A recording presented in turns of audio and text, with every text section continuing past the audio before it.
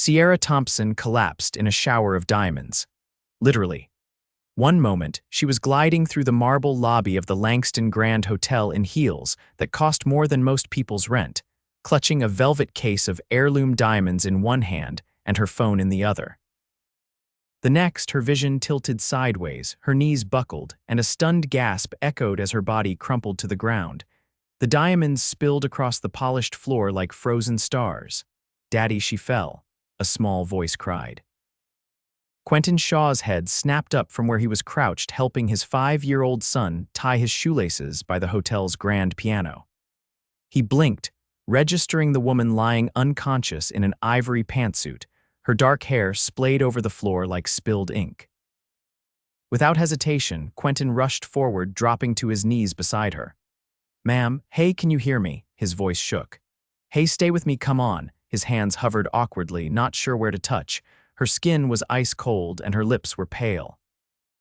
Whoever she was, she didn't look like she belonged anywhere near someone like him. His flannel shirt was worn through at the elbows, his boots scuffed, and he had barely scraped together enough for a cab ride here. But none of that mattered when someone was in trouble. Quentin turned his head. "Oscar, go get the concierge, now." Oscar bolted like he was on a mission for the Avengers. Sierra's eyes fluttered open a second later, dazed and unfocused. She blinked at the chandelier above, then at him. "You all right?" Quentin asked gently. What happened?" Her voice was hoarse. "You fainted, don't move too fast."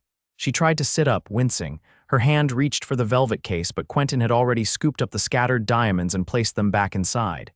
"These yours?" Sierra blinked at him, stunned. "Yes, thank you, figured." He glanced at the case. "Not exactly costume jewelry." Sierra gave a weak, humorless laugh, then swayed again. Quentin instinctively caught her. "You're freezing. You need to sit somewhere warm. Can I help you up?" She hesitated, then nodded. He lifted her gently, surprised by how light she was. She leaned against him, and for a second he caught a whiff of something expensive: roses and rain. Her body trembled slightly, and Quentin wrapped an arm around her waist to steady her. "I'm Sierra," she whispered. "Quentin. And that's my son over there, Oscar." Oscar had returned, wide-eyed and solemn, holding the hand of a panicking concierge, babbling into a walkie-talkie. "Is she okay?" Oscar asked. "She will be," Quentin said. "She just needs a minute." They sat her on one of the velvet lobby sofas. A flurry of hotel staff surrounded them with water, blankets, and concerned murmurs, but Sierra's eyes stayed on Quentin. "You're not with the hotel?" she asked. He shook his head. "Just here to drop off a resume for the kitchen. I'm a chef." "Well, was." "It's complicated." She studied him, eyes narrowing slightly. "You're not like them?" Quentin chuckled. "Them?" She gestured vaguely at the staff nervously fluttering around her. "People who look at me and see money." He said nothing, unsure how to respond. He didn't know who she was, but people didn't carry diamonds like that unless they were someone big. Still, he hadn't recognized her. She looked at him again, then at Oscar, who was now sitting cross-legged beside her on the sofa, swinging his feet. "Do you want a juice box?" she asked him softly. Oscar blinked. "Do you have one?" Sierra smiled faintly. "I always keep one in my bag, emergency meetings." She pulled out a tiny organic juice box from her designer handbag and offered it to him. Oscar looked at Quentin for permission. He nodded. "You're very kind," Quentin told her. She shrugged. "It's the least I can do. You didn't have to help me." "Didn't think twice," he said, and she looked at him like she didn't quite believe it. A man in a suit approached them then, looking like he'd sprinted from another building. "Miss Thompson," he said breathlessly. "Your car's waiting. Are you all right?" Sierra's face shuddered. "Yes, thank you, Marcus, I'm fine." Quentin stood, brushing his hands on his jeans. "Well, glad you're okay. Take care of yourself." He motioned for Oscar, but Sierra's voice stopped him. "Wait, Quentin. Do you have time for coffee?" He blinked. "Now," she nodded. "Please." He hesitated. He had exactly $12 to his name and a job interview in 30 minutes, but something in her voice, quiet, almost pleading, made him say yes. And that's how Quentin Shaw, single dad and out-of-work line cook, found himself sitting across from a woman with a net worth that could probably buy the entire city block they were on. They sat in the hotel cafe, Oscar munching on a kvass, while Sierra sipped water. She looked better already, color returning to her cheeks, eyes brighter. "So you're a chef?" she asked. Used to be, got laid off 6 months ago, restaurant closed. Been picking up odd jobs, doing everything I can to keep Oscar in school. She nodded slowly. And you're here looking for work? Yeah, heard the Langstons hiring kitchen staff, figured I'd take a shot. She was quiet for a beat. You're a good father. He glanced at Oscar, who was now humming to himself. Trying my best. Sierra looked down at her hands. My father was never around. Quentin didn't say anything. She looked like she was carrying something heavier than just stress. I haven't passed out like that in years, she added. Too many meetings, not enough meals. You should take better care of yourself. She let out a soft laugh. That's what my assistant says, and she's right. Their eyes locked for a second too long. Sierra looked away first. You didn't know who I was, did you? Quentin shook his head. Still don't really. She leaned forward, voice low. I own half the companies in this building. That made him blink. I'm a billionaire, she said simply. Inherited the Thompson group when I was 23, been running it ever since. He stared at her, unsure what to say. I'm telling you this because you didn't treat me like I was glass. Or like I was a walking wallet. You just saw someone who needed help. I saw a woman who fell, he said. That's all, she smiled. That's rare. He smiled back slowly. So is running into someone like you. There was a pause, then she leaned forward again. Quentin. Would you have dinner with me? He blinked. Like a date? Yes, he laughed, startled. You want to date a broke single dad? I want to have dinner with the man who caught me when I fell. He looked at Oscar, then back at her. All right. But only if it's somewhere with grilled cheese on the menu. She laughed, and it was the first real laugh he'd heard all day. You're on. And just like that, something started that neither of them saw coming. Quentin adjusted the starched collar of the shirt he'd borrowed from his neighbor. It was one of the few pieces of clothing he owned that didn't have a stain or a tear, and even then, it was a little too tight across his shoulders.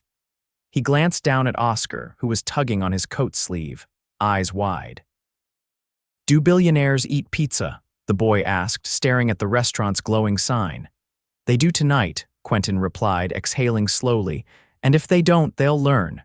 The restaurant wasn't fancy. It was tucked between a dry cleaner and a hardware store with checkered tablecloths and laminated menus. But the owner, Lewis, had been a friend for years, and when Quentin had asked if he could book a table for 3, Lewis had smiled and said, For you. Always. Sierra arrived 10 minutes late, escorted by a woman who introduced herself as her driver, then slipped away after making sure Sierra was settled. She wore a deep navy coat over a soft cream blouse, her hair swept up in a way that made her cheekbones look like they could cut glass. The second she stepped inside, the entire restaurant seemed to pause, as if unsure whether she'd lost her way. Quentin stood. Wasn't sure if you'd really come. I wasn't either, she admitted, looking around. But I'm glad I did. Oscar waved at her from his seat. There's garlic bread already, she smiled warmly. Then I clearly picked the right place. They sat, menus forgotten as Lewis brought out a spread of dishes Quentin had pre-ordered. Garlic knots, meatball sliders, and a pizza so big it barely fit the table. Sierra blinked at the food, then turned to Quentin. Did you actually plan this? He shrugged. I figured if I was getting one shot, I'd do it right. Oscar was already halfway through a slice, cheese stretching from his mouth to the plate. Sierra watched him, something softening in her expression. My mom used to make pizza on Saturdays, she said quietly. Not like this, though. Ours always had goat cheese and figs. Quentin raised an eyebrow. Sounds like a dessert. Not if you're from Greenwich, she said with a faint smile. My childhood was curated. I'll pretend to know what that means. It means everything was scheduled, even happiness. That sounds exhausting, it was. They ate in companionable silence for a moment. Sierra only picked at her food, but she didn't seem uncomfortable. She leaned back, eyes scanning the room like she was memorizing every detail. This place, she murmured, feels real. Quentin wiped his hands on a napkin. It is. Lewis has had this place since I was a teenager. Paid for my first set of knives when I applied to culinary school. She tilted her head. You went to school. 2 years at the institute downtown. Then I dropped out when Oscar's mom left. Sierra didn't flinch, didn't apologize or offer pity. She just nodded slowly. Was she? Not ready to be a parent. She moved to Florida, sent a postcard once, no return address. Oscar was busy folding a napkin into what he claimed was a spaceship. Quentin lowered his voice. I'm not telling you this to get points. Just figured if we're doing this, might as well be honest. Sierra's gaze lingered on him for a long moment. Honesty is rare, he leaned forward. Why me, Sierra? You could be having dinner on a yacht right now. I've had dinner on 4 different yachts this month, she said dryly. With people who only speak in mergers and golf scores. And I'm the opposite of that. Exactly. Lewis passed by to drop off more napkins and gave Quentin a look that said, you better not mess this up. Quentin gave a subtle nod in return. Sierra reached for her wine glass, then paused. I shouldn't be drinking. Quentin raised a brow. You okay? I have this thing tomorrow. A board meeting. I usually prep late, but I wanted to be here. You work weekends. I work always. It's how the company stays afloat. You mean how it stays dominant? She didn't argue. Instead, she traced the rim of her glass with one finger. Sometimes I wonder what it'd be like to walk away from it all, just disappear. Quentin leaned back. You don't seem like the type to run, and you don't seem like the type to stay down. A beat passed between them, heavy with something unspoken. Then Oscar interrupted, holding up his napkin spaceship. Look, it flies. Sierra reached out to take it, inspecting it like it belonged in a museum. That's the best spacecraft I've ever seen. Oscar beamed. It has lasers. Of course it does. The moment passed, but the air had shifted. After dinner, they stepped outside into the chilled night. Quentin zipped up Oscar's jacket while Sierra wrapped her coat tighter. Do you need a ride? She asked. I'm 2 blocks over, we're good. She hesitated, then reached into her bag and pulled out a small envelope. Quentin frowned. What's this? A thank you. It's not money, she added quickly. It's an invitation. He opened it and read the thick cardstock. The Langston Gala, he said, glancing at her. Isn't that the event where people wear tuxedos and talk about hedge funds? Usually, she said. But this year I'm in charge and I'd like you to come, both of you. He looked down at Oscar, then back at her. I don't own a tux. Then I'll take care of it, he hesitated. Why me? Because you remind me of who I used to be before the world got complicated. He tucked the invitation into his coat pocket. All right, we'll be there. She smiled, and for the first time it wasn't guarded or polite. It was real. As she stepped into the waiting car, she paused. Quentin? Yeah, I'm glad you caught me. He watched her drive away, the taillights fading into the night. Beside him, Oscar whispered, Is she a princess? Quentin looked down at him. Something like that. And though he couldn't explain why, he felt something shift beneath his feet, as if this dinner, simple as it was, had been the beginning of something neither of them fully understood yet. The Langston Gala shimmered like a dream Quentin never thought he'd step into. The ballroom pulsed with low music, chandeliers glittering above a sea of gowns and tuxedos. Waiters circled with trays of caviar and champagne, while a string quartet played somewhere near the grand staircase. Every surface gleamed polished silver, marble, crystal. Quentin stood at the edge of it all, a tuxedo tailored to fit him perfectly, courtesy of someone who hadn't asked for his measurements, but somehow got them right anyway. Oscar was with Lewis and his wife for the night. Quentin had wrestled with the idea of bringing him, but Sierra had quietly taken his hand after dinner the previous week and said, Let him stay where he's comfortable. This part is for you. Now, standing among billionaires and CEOs, Quentin felt more like a misplaced extra from a spy movie than someone meant to be there. His fingers tugged at his collar and he scanned the room for her. Sierra appeared at the top of the grand staircase like she owned the night itself, and maybe she did. She wore a sleek black gown that looked like it had been poured onto her, her hair swept into a soft twist at her nape, a single diamond pendant resting just above her sternum. She didn't smile. She didn't wave. She simply descended with the elegance of someone who had been raised to command attention and never chase it. Quentin forgot to breathe. She reached him without ceremony. You came, she said, her voice low beneath the string music. You invited me, he replied. Not the same thing, he studied her. You look like someone who ends negotiations without speaking. That's the goal, she said, her mouth twitching. Come with me. He followed her through the crowd, past murmurs and double takes. Some people nodded at Sierra with the kind of reverence usually reserved for royalty. Others whispered behind champagne flutes. Quentin didn't care. Not when she led him to a quiet alcove behind a velvet curtain where the music softened and the lights dimmed. "I wanted to show you this," she said. The room was circular, its walls lined with photos, black and white images of towering buildings, old factories, and faded newspaper clippings. In the center stood a large bronze sculpture of a woman holding a blueprint, her face turned toward the ceiling. "My grandmother," Sierra said, stepping up to the sculpture. "She built the company from nothing. Started with one textile mill in upstate New York and turned it into an empire before she was 35. She looks like she didn't take nonsense from anyone. She didn't." Sierra touched the base of the sculpture lightly. "But she also died alone, never married, no children. My father was adopted by her sister after she passed. He inherited the company but never cared for it. I did." Quentin studied her, the way her fingers curled slightly at her sides. "Why show me this? Because I want you to understand what I fight for. Every boardroom, every contract, every sleepless night, this is why. I'm not just protecting money, I'm protecting her legacy." He nodded once.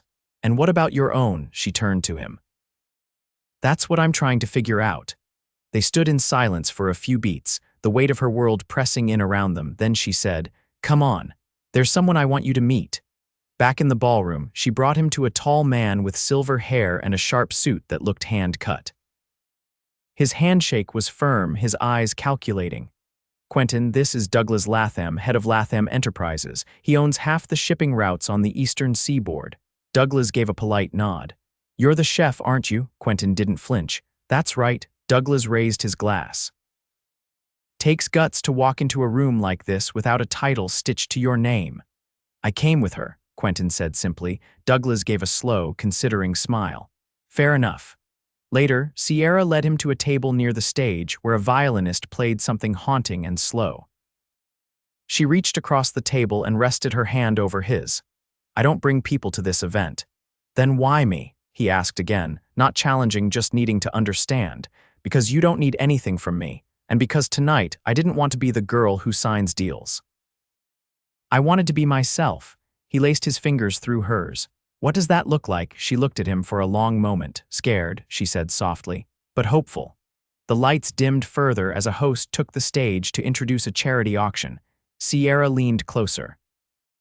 "I'm donating one of the penthouses downtown," she said. Quentin blinked. "That's got to be worth 7 figures, but the proceeds are going to a foundation for single parents trying to finish culinary school." His breath hitched. "You did that?" he asked. She smiled gently. "I did it because of you." He looked at her, everything in him stilling. "I don't know what to say." "You don't have to say anything," she whispered. "Just dance with me later." He did. The dance floor was a swirl of movement, but when Quentin pulled Sierra into his arms, it felt like the room faded away. She rested her head against his shoulder, her breath warm against his neck. "I don't know where this is going," she murmured. "Neither do I," he replied. "But I want to find out." He held her tighter. "So do I." Outside, cameras flashed as the elite filtered into black cars and limousines. But inside the Langston, beneath lights that looked like stars and music that wrapped around them like silk, Sierra and Quentin moved together, two people from opposite worlds, clinging to the one thing they never thought they'd find in a place like this: something real. Rain lashed sideways against the windows of Quentin's apartment as he stared down at the envelope Sierra had left on his kitchen table. It wasn't just any envelope, it was thick, cream-colored, and sealed with a wax insignia shaped like a compass. Inside was a single folded letter, handwritten. "No assistance, no signature stamps. Quentin, I want to show you something tomorrow. 8 o'clock sharp. There'll be a car waiting." Sierra, he turned the letter over again, then glanced at Oscar, fast asleep on the pull-out couch with his favorite blanket bunched around his chin. Lewis had already agreed to watch him for the night. Still, Quentin hesitated, not because he didn't trust her, but because something about this felt final. When the black car arrived the next evening, Quentin stepped inside without a word. No driver spoke. No music played. They drove for nearly 40 minutes, weaving through unfamiliar streets before pulling up to a towering iron gate. Beyond it, a sprawling estate rose against the gray sky, stone columns, ivy wrapping across the facade like veins, windows lit golden from within. Sierra waited at the front steps, her coat cinched tightly around her waist, hair loose and wind stirred. She didn't greet him with a smile, just a quiet look that held something deeper than words. Quentin stepped out of the car. "This yours?" "It was my mother's," she said.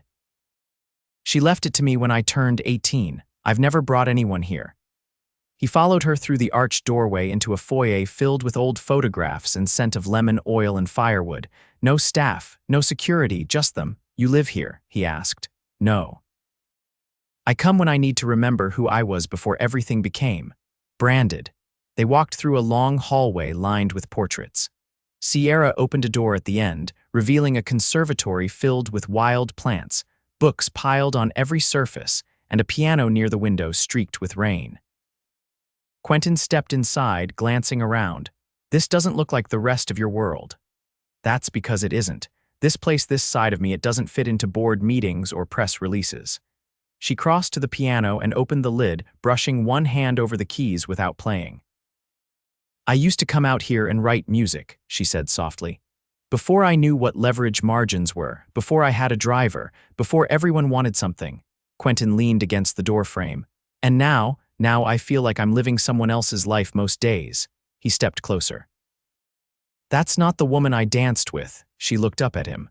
That woman was pretending not to be terrified. He didn't reach for her. "Not yet. I'm not afraid of the world you come from, Sierra. But I need to know if the version of you standing here is real or just another room in a house you never live in." She closed the piano lid with a soft click. "Do you remember the first thing you said to me? That you fainted?" "No, after that." "When I said you didn't know who I was," he nodded slowly. "I said I saw a woman who needed help." She met his eyes.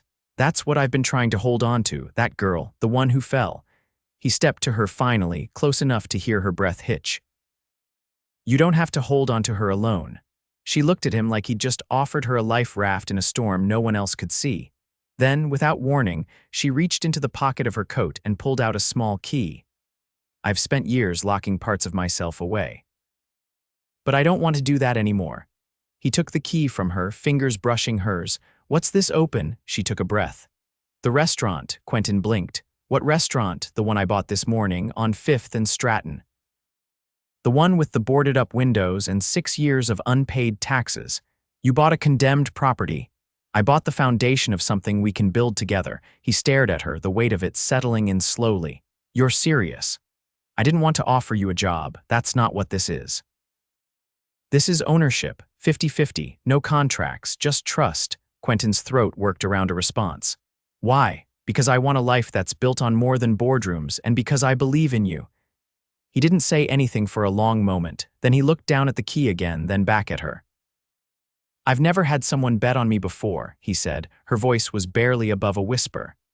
"Then let me be the first." He pulled her into him, and this time when he kissed her, it wasn't tentative or uncertain. It was a promise. Outside, the rain had slowed to a hush, tapping softly against the glass. 3 months later, the line outside the newly opened restaurant curled around the block. Inside, the scent of rosemary and butter filled the air while Quentin plated dishes with the same precision and love he'd once only dreamed of using. The walls were lined with photographs, none of them stock images or celebrity endorsements. Just Sierra, Quentin, Oscar, and the people who had helped bring it all to life. Sierra stood near the hostess stand, laughing with a couple from the neighborhood. She wore jeans and a t-shirt with the restaurant's logo embroidered in gold thread. She looked more radiant than she ever had in a gown. Oscar darted between tables, taking orders on his notepad with serious concentration. Quentin leaned against the counter, watching them both. Lewis nudged his shoulder. "You did good, man," Quentin smiled. "We did." Later that night, after the last table had cleared and the lights dimmed low, Sierra slipped her hand into Quentin's. "You ever think about that day in the lobby?" she asked. He nodded slowly. "Every time I see you breathe." She leaned her head against his shoulder. "I was falling long before you caught me." He kissed the top of her head. "Then let's never let go." And they didn't. Not through the busy nights or the quiet ones. Not through expansion plans or late-night family dinners in the closed kitchen. Not through anything. Because Sierra hadn't just found someone who saw her. She'd found someone who held her steady and someone she could finally fall into without fear. Forever.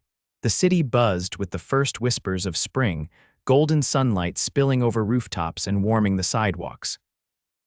Quentin unlocked the restaurant's front door just past 7, the keys jangling softly in his hand. The morning crew filed in behind him, jackets slung over shoulders, laughter already rising as prep began. Sierra stepped in through the back entrance, not in heels or designer blazers, but in butter-soft boots and a faded sweatshirt with 3 flower smudges already across the front. Her hair was pulled into a loose braid that trailed down her back, and her face was flushed with the kind of glow that only came from real work, not boardroom lighting. As she passed the pastry counter, she placed a paper-wrapped bundle on the counter beside Quentin. "From the farmer's market," she said. "Blood oranges and wildflower honey. You walked there?" he asked. "Ran into the woman who runs the lavender stall. She's bringing us edible blooms next week." Quentin leaned closer, brushing a strand of hair behind her ear. "You're starting to sound like someone who's not just passing through." "That's because I'm not," she said, eyes steady. They got to work side by side, folding tart dough, stirring reductions, and checking inventory. No one blinked anymore when Sierra rolled up her sleeves or climbed onto a crate to reach the top shelf. She was part of the rhythm now, not above it. Later that evening, just before dinner service, a young man in a pressed navy suit arrived at the host stand. His posture was stiff, his eyes scanning the restaurant with clinical detachment. Sierra paused when she saw him. "Illy," she said, walking toward him, wiping her hands on a towel. "I thought it was a joke," he replied. "You here?" "Actually working in a restaurant. I asked you not to come here unannounced. You stopped taking calls. I told you I needed time." Illy's gaze swept across the dining room, then landed on Quentin through the kitchen window. "So this is about him." "No," she said calmly. "This is about me. And the life I want." Illy's jaw tightened. "The board's putting pressure on the acquisition. If you don't sign off by Friday, I'm not selling the property," she interrupted. "Not now, not ever." "You're walking away from a 9-figure deal over what?" "A kitchen and a man who can't afford to buy you a proper ring." Quentin stepped out from the kitchen, wiping his hands on his apron. "She doesn't need a ring to know she's loved." Illy turned, surprised. "You've got nerve." "And you're finished here," Sierra said, her voice calm but final. "This isn't your world anymore. It's mine." Illy hesitated, then gave a short nod and walked out, the door closing behind him without fanfare. Quentin looked at her. "You sure?" She nodded. "I've made enough decisions in my life for other people. This one's mine." They returned to the kitchen, the tension dissolving as the hum of service took over. By the time the last plate was cleared and the lights softened for closing, the restaurant had slipped into a peaceful hush. Oscar came in through the back, rubbing his eyes, dressed in pajamas and holding a book. Lewis had dropped him off after piano lessons, and now he climbed into the booth by the window, waiting patiently as Quentin finished the last of the cleanup. Sierra moved beside Quentin, her hand resting on his lower back. "He's grown comfortable here." "That's the point," Quentin said. "So have I." They sat together at the booth, the 3 of them, sharing a bowl of lemon ricotta ice cream left over from dessert service. Oscar leaned against Sierra, his head on her shoulder. "Can we keep doing this forever?" he asked. Sierra looked at Quentin. "That's the plan." The next morning, Quentin woke to the sound of laughter echoing through the apartment. He padded barefoot into the kitchen to find Sierra flipping pancakes, while Oscar danced around to music playing from someone's phone. The sunlight caught the silver chain at Sierra's neck, a simple pendant Quentin had given her 2 weeks earlier, shaped like a compass. "Thought you didn't do mornings," he teased. "I do now," she said, handing him a mug of coffee. "We've got a tasting with the vineyard this afternoon, remember?" He sipped. "Right, for the spring menu." Oscar opened the fridge, peering in. "Can we bring cookies?" Last time they had weird cheese. "I'll bake some when we get back," Quentin promised. Later, at the vineyard, Sierra and Quentin stood hand in hand beneath a canopy of flowering vines, the breeze carrying the scent of lilac and soil. A soft-spoken vintner poured samples and offered pairing notes, but Sierra's attention was on the horizon, where rows of green stretched endlessly into the sky. "This feels like a beginning," she said. "It is," Quentin murmured. Everything before this was just preheat. Their wedding came quietly, 6 months later, not in a ballroom or country estate, but on the rooftop of the restaurant at sunset, with string lights swaying above and their closest friends seated at mismatched tables. Sierra wore a simple ivory dress with a stitched gold hem, and Quentin wore his chef's jacket beneath a tailored blazer. Oscar stood between them, grinning as he handed over the rings. Louis officiated, fumbling through the vows with tears in his eyes. When Sierra said, "I do," she didn't look like a billionaire or a boardroom queen. She looked like a woman who had finally, completely, come home. After the kiss, after the toasts and dancing and laughter, Sierra pulled Quentin aside to the edge of the rooftop where the city sparkled below. "I never thought I'd belong to something real," she whispered. "But I do now." He tucked a strand of hair behind her ear. "You don't belong to anything. We built this together." She smiled and leaned in, forehead pressed to his. "Then let's keep building," and they did. They expanded the restaurant into the space next door, opened a garden terrace, and partnered with culinary schools to create scholarships. Sierra stepped back from her board seat and focused on the foundation she started with the restaurant's profits. Quentin taught cooking classes to single parents on Sundays. Oscar grew into a confident teenager who declared one day he wanted to be either a food critic or a pilot. Their world wasn't perfect, but it was honest, and it was theirs. On the anniversary of the night Sierra fainted in the hotel lobby, Quentin surprised her with a private dinner, just the two of them on the rooftop, where they'd married. She stepped into the candlelit space and gasped softly. The table was set with blood orange glazed duck, wildflower salad, and a bottle of that first vineyard's wine. "You remembered," she whispered. "Everything," he said. And as they sat beneath the stars, hands intertwined, laughter soft and steady between them, Sierra realized she hadn't just fallen that day in the hotel, she had been caught, and she had never stopped rising since.